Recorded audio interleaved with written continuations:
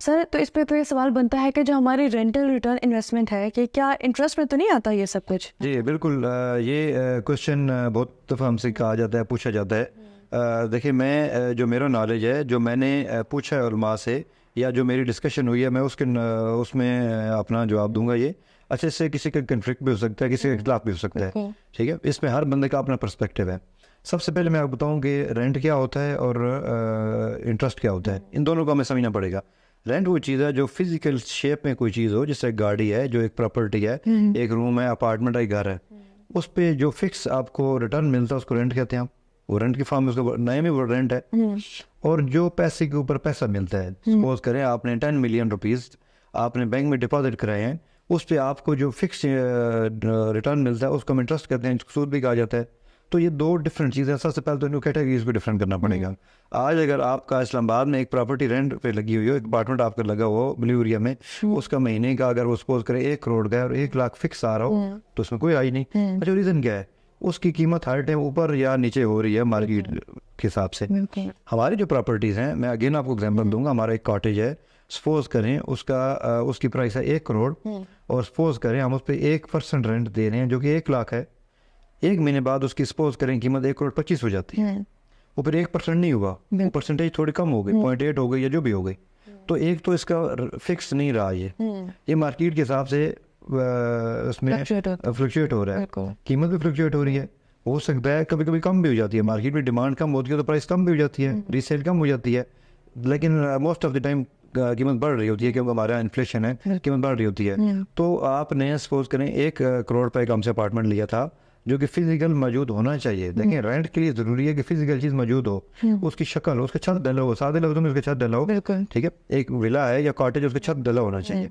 उस पे महीने का जो हम आपको वापस करेंगे वो रेंट होगा।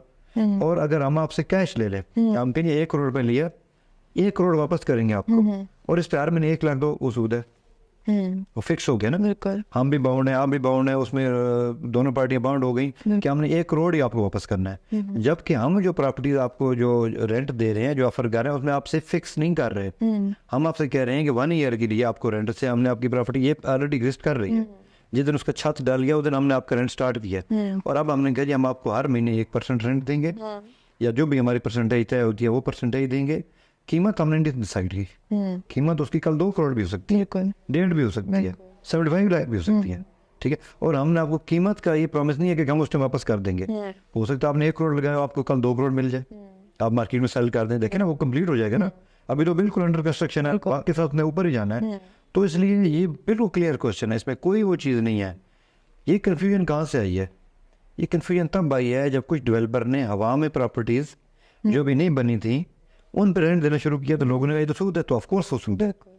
ऐसा रेंट जो कि हवा में प्रॉपर्टी पे दिया जाए वो सूद है, क्योंकि उसमें तो पैसा है ना, वो शक्ल उसकी शेप ही नहीं बनी थी, वो प्रॉपर्टी की शक्ल ही नहीं बनी थी ना उसकी, तो वो तो पैसा ही था। अभी जिस दिन वो शेप में कन्वर्ट हो गया, उसका छत डल गया, वो प्रॉपर्टी बन गया, वो बेशक कोई भी शक्ल थी, कॉटेज था, विला था, उस दिन अगर उस पर कोई हम रिटर्न दे रहे हैं तो वो ऑफकोर्स रेंटल है। तो ये बिल्कुल क्लियर है। हाँ, आपको चाहिए सबको कि आपके इर्द गिर्द आपके उलमा मौजूद हैं, हर किसी का अपने जो भी उनका एक स्कूल ऑफ थॉट है, वो पूछे उनसे, क्लियर करें।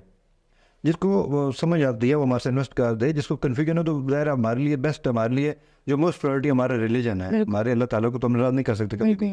जिसको बेस्ट लगता है उसको करनी चाहिए। और हमने मुकम्मल इस पर तहकीक की है, हमारी इन्वेस्टिगेशन की है, हमारे पास फतवाजात मौजूद हैं, एक फतवा भी नहीं है, डिफरेंट फतवाजात मौजूद हैं जो कहते हैं कि इसमें कोई आज नहीं।